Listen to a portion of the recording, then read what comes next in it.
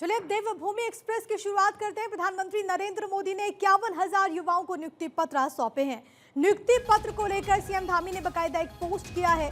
रोजगार के क्षेत्र में एक ऐतिहासिक कदम है। पीएम के दूरदर्शी नेतृत्व का ये सशक्त प्रमाण है, ये उनकी तरफ से पोस्ट किया गया। पीएम ने, आपको मालूम है कि रोजगार मेले के तहत आज 51,000 युवाओं को नियुक्ति पत्र सौंपे और इसी को लेकर के उत्तराखंड के मुख्यमंत्री पुष्कर सिंह धामी की तरफ से जो पोस्ट किया गया है वो आपकी टीवी स्क्रीन पर है, जिसमें वो इस बात का जिक्र करते हैं कि रोजगार के क्षेत्र में ये एक ऐतिहासिक कदम है। पीएम के दूरदर्शी नेतृत्व का ये सशक्त प्रमाण भी है, ये मुख्यमंत्री ने पोस्ट करते हुए लिखा है।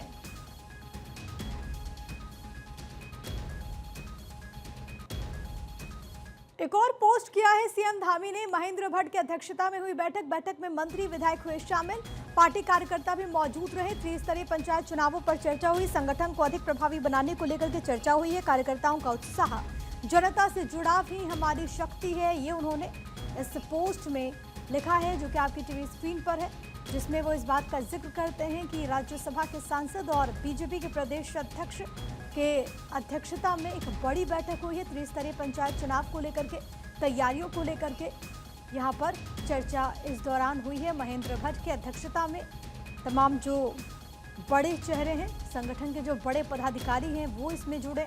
इसके अलावा मंत्रियों और विधायकों की भी मौजूदगी इस बैठक में रही।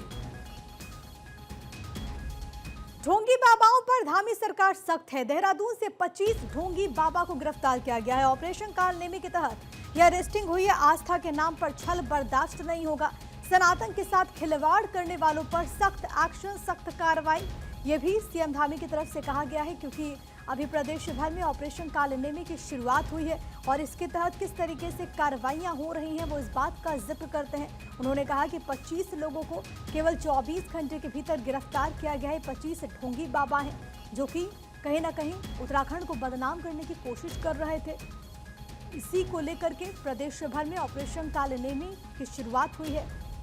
सनातन संस्कृति और समाज के साथ खिलवाड़ करने वाले ढोंगी बाबाओं को गिरफ्तार किया गया है। एक और पोस्ट सीएम ने किया है। खेती को आधुनिक तकनीकों से उन्नत बनाना है। मुख्य उद्देश्य किसानों की आमदनी बढ़ाना है। कृषि क्षेत्र को समृद्ध और लाभकारी बनाना है। ये सीएम की तरफ से जो पोस्ट किया गया है वो हम आपको इस वक्त दिखा रहे हैं। नवाचार से उन्नत हुआ कृषि क्षेत्र, जो योजनाएं प्रदेश में चलाई जा रही हैं।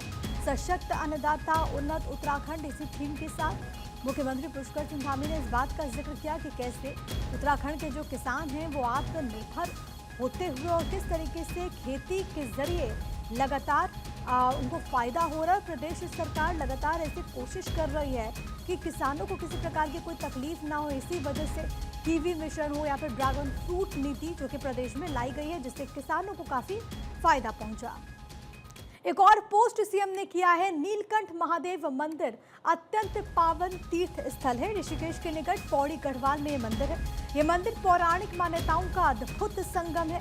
ये उनकी तरफ से जो पोस्ट किया गया है वो हम आपको दिखा रहे हैं। आध्यात्मिक ऊर्जा का एक अद्भुत संगम है ये मंदिर, और सावन का, क्योंकि ये पवित्र महीना चल रहा है, तो ऐसे में लाखों शिव भक्त गंगा जल लेकर के यहाँ पर पहुंचते हैं। भोलेनाथ का जलाभिषेक कर पुण्य अर्जित करते हैं। जो वीडियो उन्होंने साझा किया वो आपको दिखवाते हैं।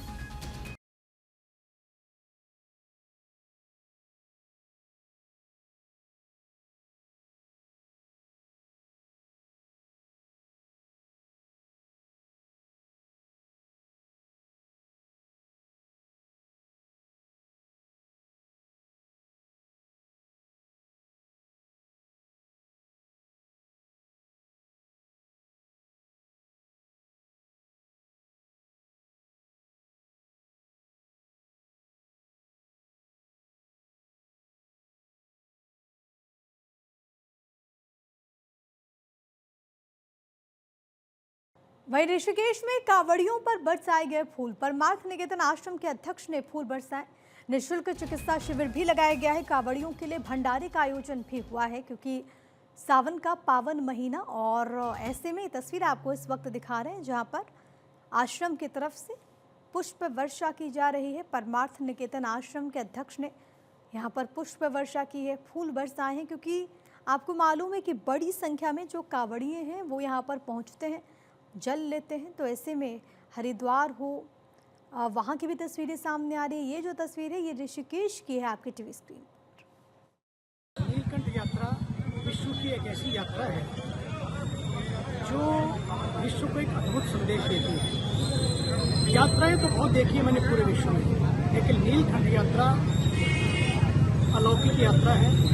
उत्साह से भरती है, ऊर्जा से भरती है, उल्लास से भरती है, उमंग से भरती है और साथ ही जीवन में शांति प्रदान करती है। केवल जल ही नहीं चढ़ाते, बल्कि जल को बचाने का संकल्प भी कांवड़िया ले रहे हैं। केवल उनको बेल पत्ते ही नहीं चढ़ाते, बेल पत्र नहीं चढ़ाते, बल्कि वृक्ष लगाने का भी संकल्प ले रहे हैं। केवल जल नहीं चढ़ाते, पर जल को प्रदूषित ना करने का भी संकल्प ले रहे हैं। इस बार की यात्रा नीलकंठ यात्रा, जहाँ करोड़ों लोग आते हैं, अद्भुत यात्रा है। भारत के ऊर्जावान यशस्वी प्रधानमंत्री जी चाहते हैं लोग अपनी संस्कृति को अपनाएं। और इसी खबर के साथ देवभूमि एक्सप्रेस में आज के लिए फिलहाल इतना ही।